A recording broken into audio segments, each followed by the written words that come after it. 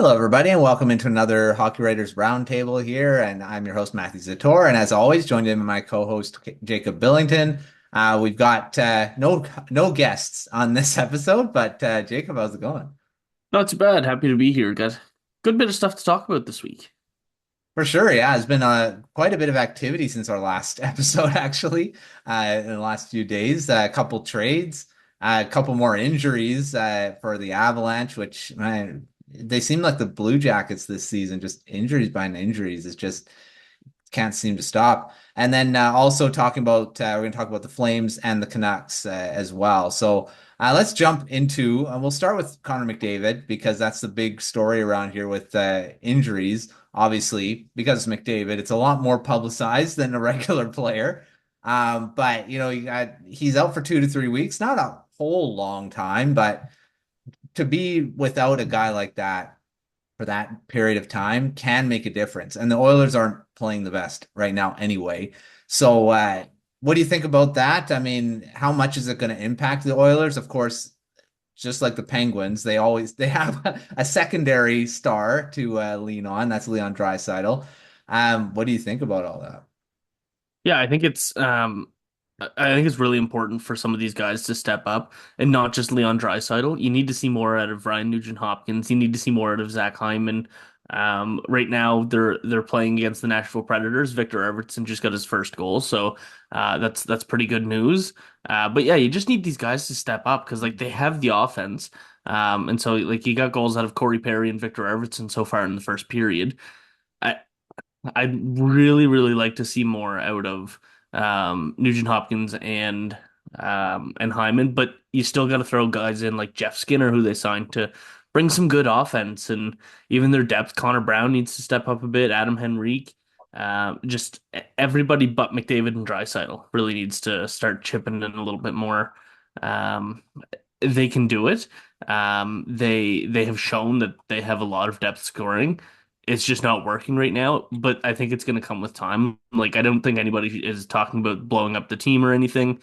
They're in a fine position. We were actually talking in our group chat on Slack that the Oilers are in a better position this year and are a better team. Hmm. And again, it's just a slow start. Nobody is worried that it's not going to click eventually.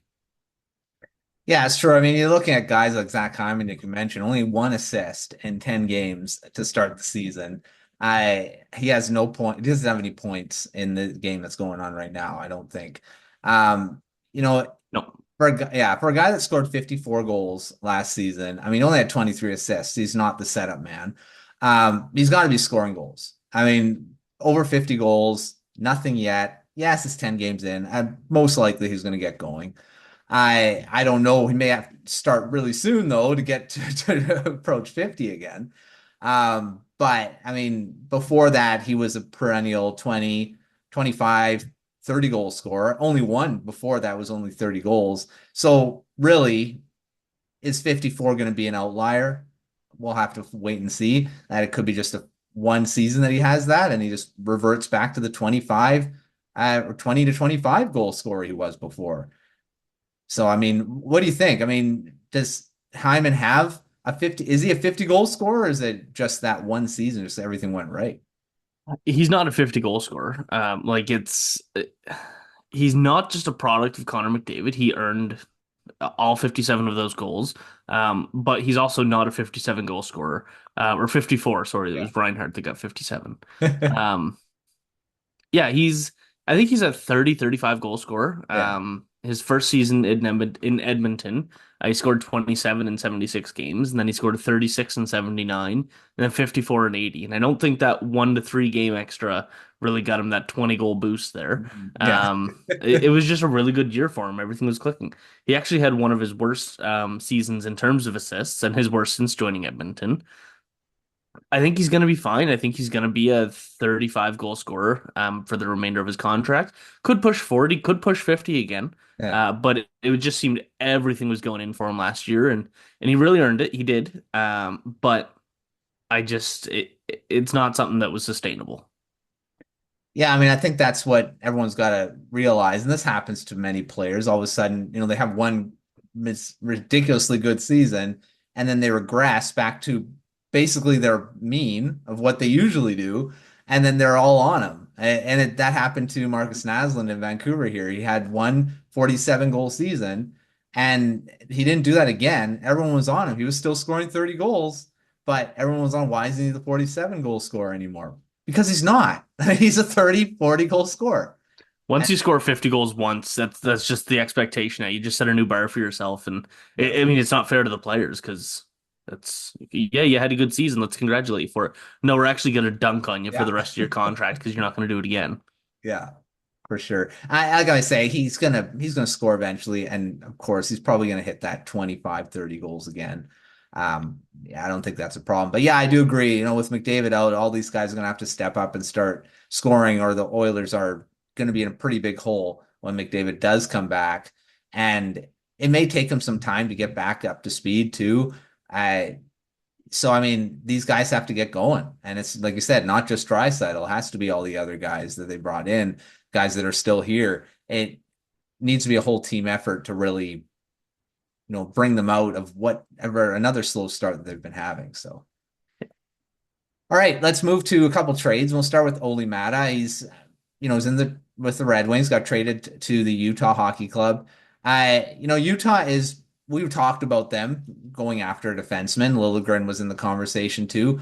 Maatta kind of for me came out a bit left field. I mean, it didn't seem like he was being talked about a lot, but the Red Wings have a pretty deep defense. They're not playing that well, but they do have a lot of defensemen. Maatta was more that depth guy there in Utah right now. He's going to be one of their better defensemen because of the injuries. What do you think about the trade and Maatta bringing to Utah? I think it made sense for both sides. I mean, the Red Wings get a little bit of draft capital, and Utah get a much needed defenseman. Um, you talk about how deep the Red Wings defense is. Deep is a very subjective term. I think Yeah, that deep in people. they have six or seven guys that are above Maatta, but not by much. Like their second pair is Ben Sherratt and Jeff Petrie. Don't love that. Then you got Justin Hall in the lineup. Like it's not like that they had an excess of good defensemen. They just had a lot of defensemen, a Yeah, lot of bodies. Kind of what we're seeing in Toronto right now. yeah. Um, but they're all kind of finding their way in Toronto a bit better than they are in Detroit right now. Um, I don't believe in the eyes are playing. I'll just throw that in there. But no, for Utah acquiring Olli Maatta, that's a fine deal. He's played some really, really good hockey over the course of his career. He's played some not great hockey as well. But he's probably good for 15, 20 points over the course of a full season, and providing some pretty solid defensive play. Not going to be a number one shutdown guy, but he can be a guy in the lineup.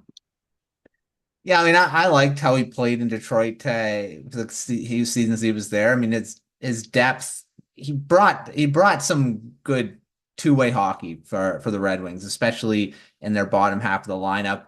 But I do agree. I mean, the Red Wings just don't. They have a deep defense, but it is because they just have a lot of defensemen, and their younger guys they're starting to kind of bring them in. Simon Edvinson's playing a lot more this season in the top four. Like I say, they're not playing the best defensively. So, I mean, I don't know how that's working, but Matt is one of those guys that, yeah, you can bring a lot of, I think even once Utah is healthy, he's going to be a good guy for the depth being in that bottom pairing again for them and good penalty killer as well. So, I mean, he'll kind of, again, they weren't going to get a guy like Dursey, I mean, to No. acquire. So he's just going to be one of those guys that'll help try to fill those holes until those guys do come back. Dursey doesn't look like he may not even come back this season. I know there's been talk about that. So, I mean, they may have to go with these guys for the rest of the year. I mean, Marino is going to be back at some point, so that'll help. So, Matta may actually play a bigger role than we think throughout the rest of the season. Yeah, and people forget that earlier in his career, I mean, he's only 30 years old, and he was a really important part of two Stanley Cup teams with the Pittsburgh Penguins. So, like he played 43 games in those 2 years on the way to the Cup, and he was an important part in their defensive depth, Yeah. and that's part of the thing that people really admired about the Penguins in those years is that they didn't, well, obviously they had Letang, but they didn't have like true superstar performances from their defense. They just had six really good guys playing, and Olli Maatta can be that. He went to Chicago and LA and Detroit, and now he's in Utah, and he hasn't really found his mojo since leaving Pittsburgh. But I think that it's definitely worth taking a flyer on, especially for what was it, third round pick, fourth round Yeah, pick. it was I had it up before we started. Yeah, it was a third rounder. So Yeah, I so mean, not bad. yeah, you can't go wrong with that. It's for a third Third round round pick. this year. Yeah. Yeah, getting somebody that has the chance of being a really important part. Absolutely, I'll take that. Yeah, I mean, and also I mean, Liljegren went for a bit more than that. I as well. Well, let's transition to that. I Timothy Liljegren, of course, been in the trade rumors quite a bit. And eventually now is traded. I traded the San Jose Sharks.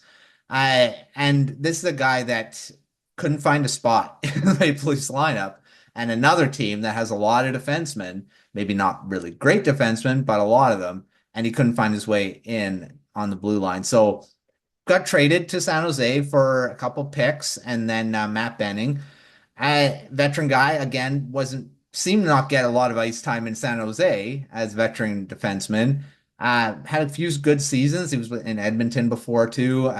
What do you think about that trade? Obviously, Liljegren's going to be a lot bigger part of San Jose's future because of his age. Yeah, I mean, I don't love it for Toronto. Like they were at the point that they had to move on from the guy, but I don't understand why they put themselves in that position. I think Liljegren wasn't given. Obviously, he needs to earn his spot, and that's the Toronto Maple Leafs are in a win now mode, even though they probably won't. Um, People need to earn their keep on that team.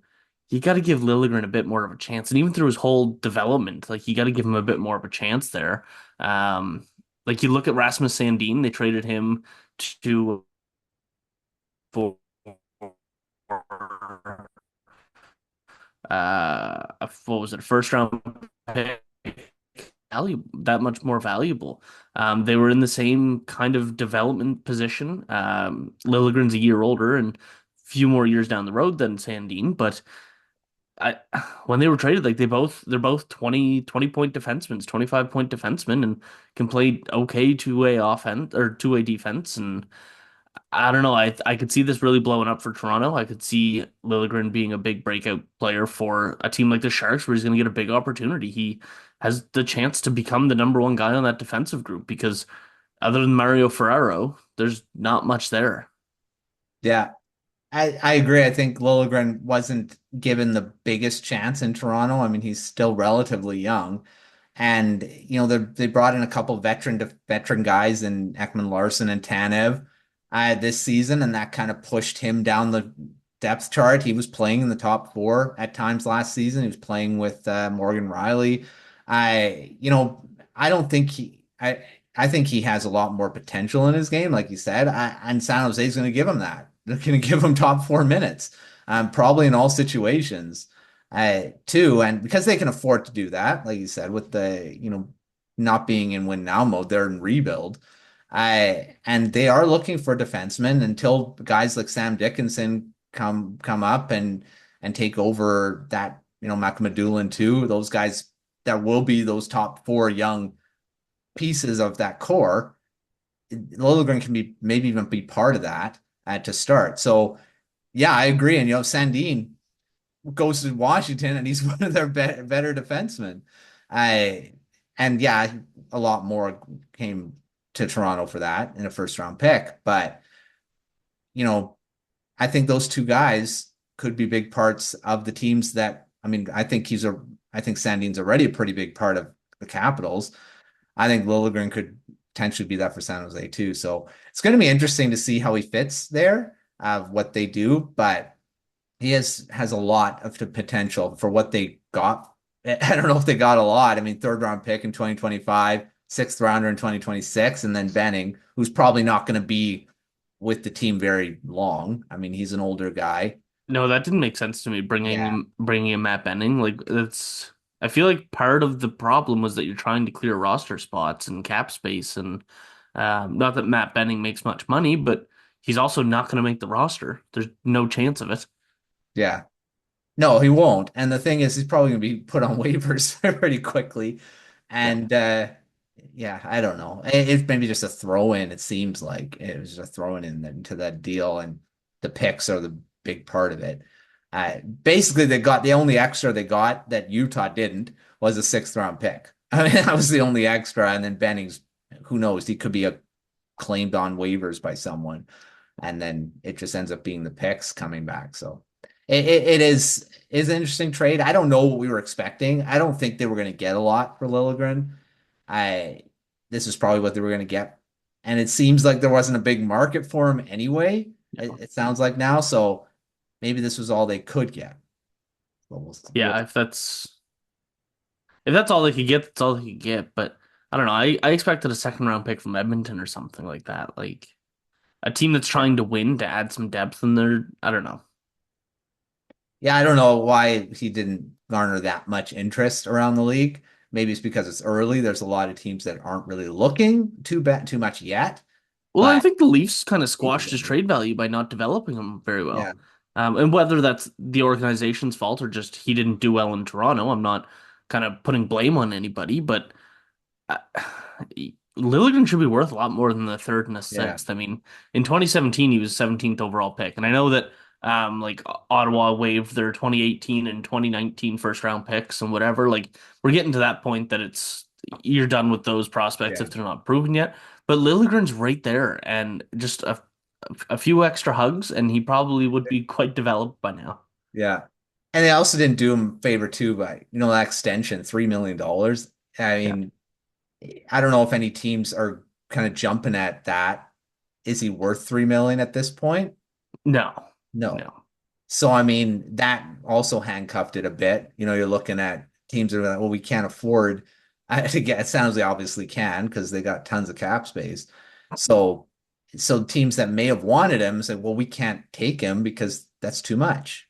So yeah, interesting. We'll see how that all plays out for San Jose. I think it's going to end up playing out pretty well.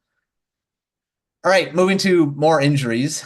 Colorado Avalanche, like I said, bad luck all around this season with injuries, with guys that are just out. It started with Arturi Lehkonen kind of right away at the end of the season. That's one of their best guys. And then now Ross Colton's out for relatively, I'd say, a pretty good period of time too. 6 to 8 weeks, Yeah, yeah. 6 to 8 weeks. That's a pretty big time. All these injuries aren't short term, it seems like either. So, I, what do you think of the Avalanche? I mean, we already know their goaltending is horrible. And now they're having to deal with all these injuries. Their top six is pretty much Nathan MacKinnon and Rantanen.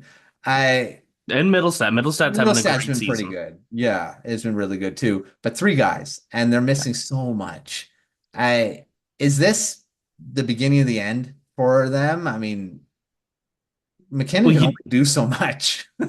you didn't even mention the most recent loss that they got, is Matt Steenberg, who just got suspended for 2 games for charging Eric Chernak. So Yeah, there's a fourth line guy that maybe isn't the most impactful guy, but that's another body gone. yeah, And if you look at their lines right now in their last game, Oliver Shillington is playing on the third line yeah, because they don't have any forwards left and they don't have any money to call people up. Like yeah, these guys, yeah, they're going on LTIR and stuff, but they only have so many players they can call up. Like I'm just gonna yeah. run through their roster real quick. Their first line, Yoel Kiviranta. What's he doing on a first line with McKinnon and Rantanen? Then you got Ivan with Middlestat and Logan O'Connor. Oh, That's not an NHL second line. no. Then you got Oliver Shillington, Parker Kelly, and Nikolai Kovalenko. That's Oh, not one of those is a defenseman. And then Chris Wagner, TJ Tynan, and then Steenberg is now suspended, so I don't even know who's going to be there. Their defense looks okay, outside of their third pair with Dahan and Malinsky, but they've been doing all right, and their goaltending is starting to solidify themselves. But up front, Miles Woods out, Ross Colton, Jonathan Drouin, Arturi Lehkonen, Nichushkin's out, Gabriel Landeskog is uncertain what's going on there. That is unreal. And obviously Ross Colton like leading the team in goals and top five in goals in the NHL. And now he's out for 6 to 8 weeks. And I don't know what happened. Maybe the rest of the team isn't following Nathan McKinnon's diet, with no pasta and chickpea salad only or whatever it's going to be. But I don't know what's going on in Colorado, but nobody can stay healthy, and what can you do about it? Like it's Yeah. probably I'm assuming they have top of the line like trainers and athletic Yeah. therapists and all this stuff. Like they don't seem like a team that's cheaping out on that stuff to me. And I mean, what can you do about a broken foot and a broken collarbone and Yeah. like that? That's just crap luck. Yeah. Well, I say it sounds like the Columbus Blue Jackets of, was it 2 seasons ago? Like Yeah. just losing everyone to injury. And, the man games lost is going to be ridiculous at the end of the season here for the Avs. And it's like they can't get good goaltending either, which doesn't help. Yeah, Cale Makar's on a ridiculous start. I mean, again, McKinnon, Rantanen can only do so much for you. I mean, and heaven forbid Makar gets hurt, and he's has history of being injured too. Yeah, it's there are some positives in individual performances. Like I say, Makar's on a pace of 100-point pace now. Again, I mean. Yeah, it's tough. I don't know. I'm not sure what to say. I mean, they can't do anything about it either, which is even worse. I mean, they can't do any trades. I, they don't have a lot of depth. And like you went through the lines there, there's guys that shouldn't be on the second line, there's guys shouldn't be on the top line. Yet that's just the reality of what they have There's to do. guys that shouldn't be in the NHL in their top six. Yeah. I don't know. But at least, like I mentioned, their goaltending's figured out. Eustace and Noonan has been lights out for Yeah. about 5 games in a row now. So I didn't check out what how Kapanen did last night. I think he started his first game, or maybe that's tonight. Um, but yeah, he hopefully he plays pretty well. That was last night. How did he do? They lost 5-2, so Yeah. not good. Yeah. Annanen's gonna have to be the guy, I guess. Yeah, yeah. So hopefully he can figure things out there. Yeah, we'll see. I mean, the Avalanche have I mean, once these guys get back, who knows when that'll be, some of them.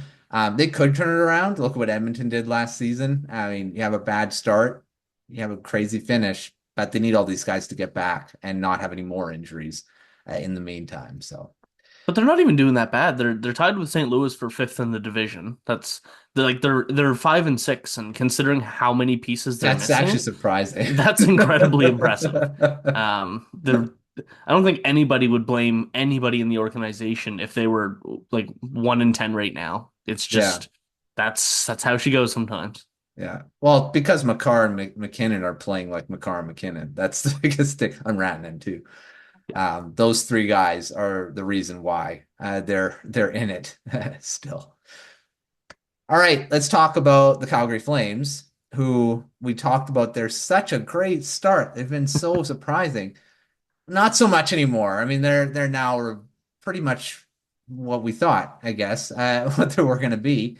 Um, what changed, or is it just a good start? The honeymoon phase was over for them. I mean, they started the year 5-1, and now they are 1-5 in their last 6 games. They're back down to earth. They're going to fall somewhere in the middle. They're not going to lose Yeah. 5 of every 6 games, but um, they've been pretty convincing losses too. 5-1 against Utah, who has been struggling as of late. 5-0 against Vegas, that's excusable. 5-3 against the Jets, they've been a wagon. But 4-2 against the Hurricanes, who's haven't been fantastic to start the season, and 2-1 to the Kraken. I don't know. They're just this is kind of what we all expected to see. They would drop right off and then be a barely below 500 team for the rest of the season. So they're right where I thought they would be. And they had a lot of guys scoring at crazy rates. Like Huberdeau was over a point per game. Justin Kirkland was doing really good for a while. Martin Pospisil was over a point per game for the start of the season, and they've all just dropped off. So Mm. this is right where I expected to see them. Even Huberto, who we were praising, has dropped off now and is getting he's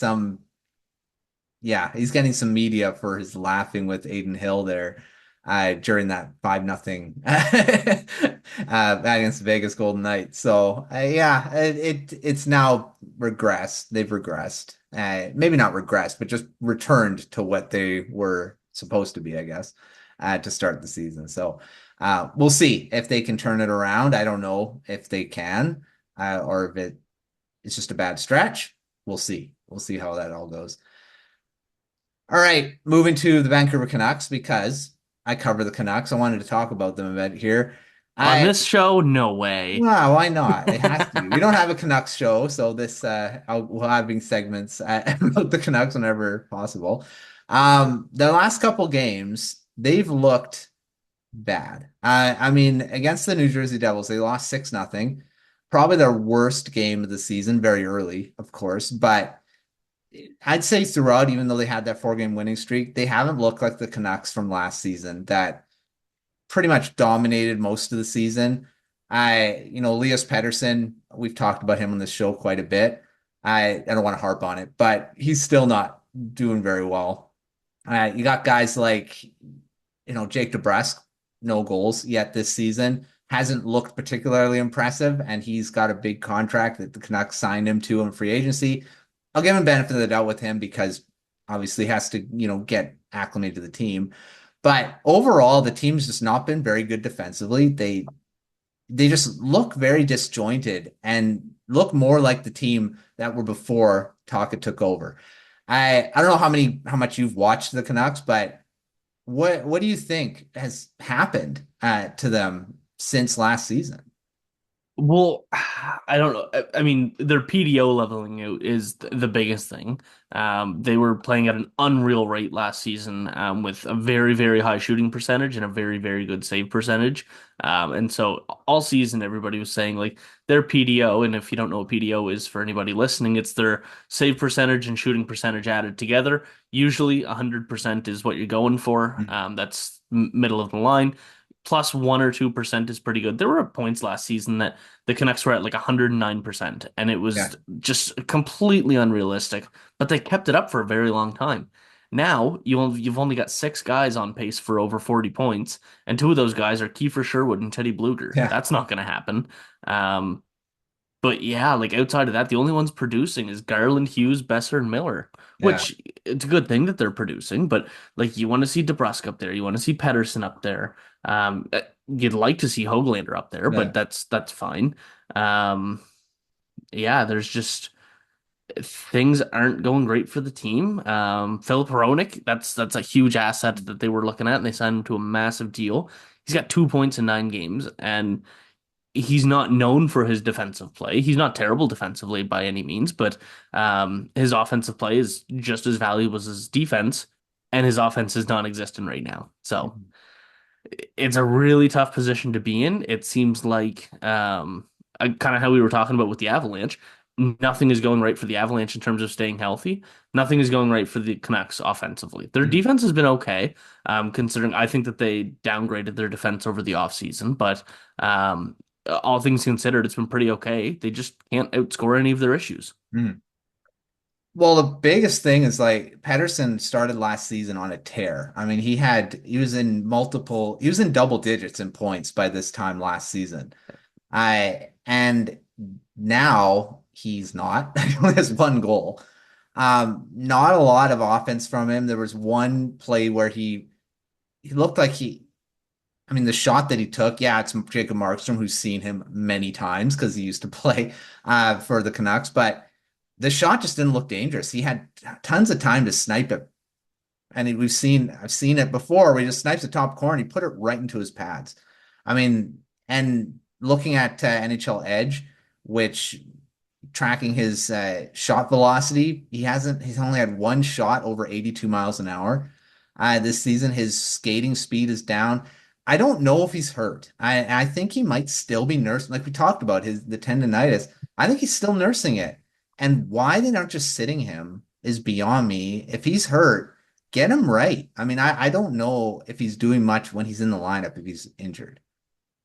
Yeah, with tendonitis, it's so difficult because it's one of those things that it can go away on its own in a week after it starts to flare up, or if you ice it and you elevate your leg, it might take 6 weeks for it to fully go away, or sometimes it never goes away. Yeah. There's not usually a surgery they can do. There's no operation. There's nothing like that. I think they just give him 4 weeks, give him 6 weeks, just stay off of it for a little while. Because he like it's public information that it bothered him. Yeah. And if that's still the case, even if it's just a little bit, he's not himself right now. Just give him some time to not walk it off, obviously, but Yeah. um, do the opposite, sit it off. So Yeah. yeah, I don't know, but he's not himself. No. And the stats support it. Like I just said those. I mean, it's not like he's 25. It's not like Yeah. it's something that, oh, he's regressing because he's getting older. He should be almost peak of what he's supposed to be right now. Yeah. Something's off. And that's the Canucks need him. They need him to be at his best. I to be a really good team. So yeah, it's tough. There's so much stuff to talk about with the Canucks. I think another thing before is their system seems to have changed a bit. Over the offseason, they were talking about wanting to be a better rush team, wanting to generate chances off the rush. At this point, screw that. Like, go back to what you did well last season. You won 50 games playing that system. They're saying they want to be better in the playoffs. Well, if you don't make the playoffs, it doesn't matter. So play well in the regular season, do your system, and because it worked last season, they're just not the type of team. They're not built to be the Carolina Hurricanes, and they're not built to be the Edmonton Oilers. They've got to play that tough forechecking, good defensively, 200 feet. Do that because you'll win games. Who cares about the rush chances get better? That's not your team. Just go back to what tried and true. Get it back to that. So, Yeah, I'll make the counter argument. Look at Tampa Bay. They've never been, well, I mean, 18-19 they were, but they weren't like the most dominant regular season team, but they knew how to play in the playoffs, and they got guys that knew how to play in the playoffs, like Blake Coleman, like Johnny why is his Gord. name? Yes, Yanni Gord. They just have those guys that know how to play in the playoffs, and so they didn't worry. They knew that they were good enough to make the playoffs, which I mean the Canucks should be, but it doesn't look like it right now. But they played a playoff system for 82 games before they got to the playoffs. So like Rick Tocchet could very well be looking at that. That's true. But Yeah. it's just not working for Vancouver right now. So you need to be able to adjust on the fly and maybe revisit it once you get the team going. But like start the season the way that you should start your season, and then maybe at game 25, 30, then start changing your style to playoff hockey. Because this Canucks team, there's absolutely no excuse for them to miss the playoffs. No, and the thing is that I loved their identity last season. They were one of the, I mean, finally, because I didn't know what they were before Talkit, really. Yeah. And they finally established an identity of a hardworking, strong forecheck, get in there and get the puck. And they had some skill as well. I mean, they just don't look like that type of team right now. I mean, it's giving me deja vu to be back to where they were a couple seasons ago. And I'm maybe not worried yet. I mean, it's very early that last season was just a flash, and that's just one good season, and they're back to what they were before. And I'm not throwing things at talk. It's not the right coach for this team and change the coaching staff again. That's not the answer. I think they will figure it out. It's just they need to get back to how they were playing last season and their identity and when getting Dakota Joshua back, Thatcher Demko will be good as long as they can play the same way they were last season because they need the Joshua that played last season. And what's funny is that Joshua was when he was out injured for that bit 2 months, they looked horrible. And then when he got back, they started looking back to so maybe it's Joshua effect. They'll get It back. must be. It must be.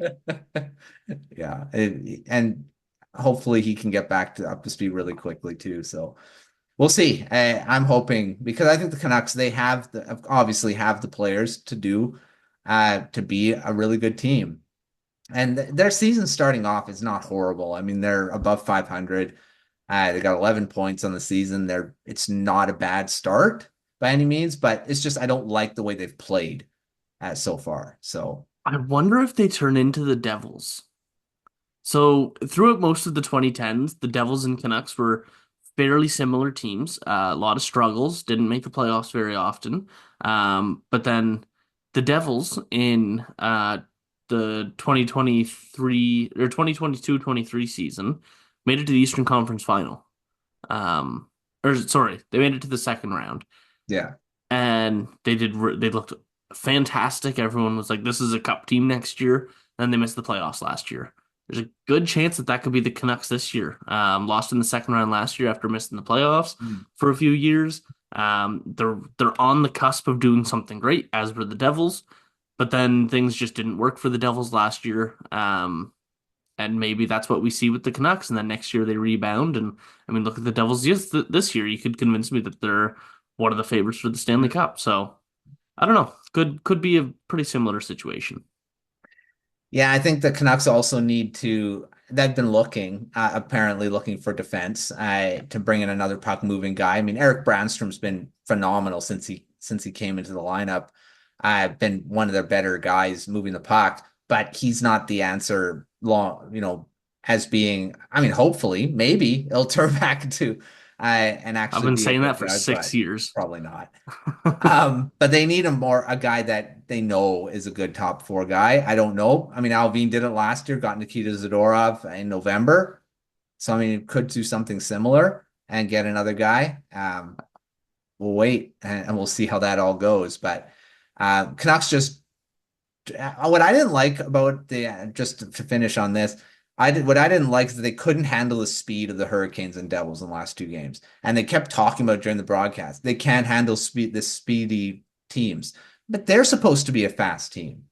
Like I don't understand why all of a sudden now the Canucks just can't handle speed when The they're Canucks are supposed supposed to be to a be much fast. faster team than the Yeah, Hurricanes. The Hurricanes aren't really that fast of a team. They've got some good fast players like Jarvis and Aho and Nietzsche, but like you look at guys like Svechnikov and Stahl, and like they're not a fast team by any means. And like on the back end, you got Slavin and you got Burns and Chatfield. Like they're not a super yeah, fast team. But you're right. I did watch that game and they completely outpaced the Canucks.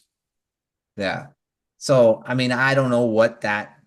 Maybe it's an outlier. I don't know. Just that bad game. I mean, they did come back in that game, Yeah, partly because Kochetkov was super aggressive on that tying goal. But yeah, a little bit. uh, yeah, I mean, they got a point out of that, which is great. So, but the Devils game just I didn't like anything about it. None of the things. I don't think I could point a positive. The only positive I could probably get out of it is Connor Garland, who's been great every game. Yeah, Um, watching him fight Eric Hallow, that was funny. Yeah. I like seeing the little guys go at it. He's not afraid. He'll No, go he's after afraid of it. nothing. He's Yeah. like he's like a toddler. He's smaller than everybody else, but he's not scared of them at all.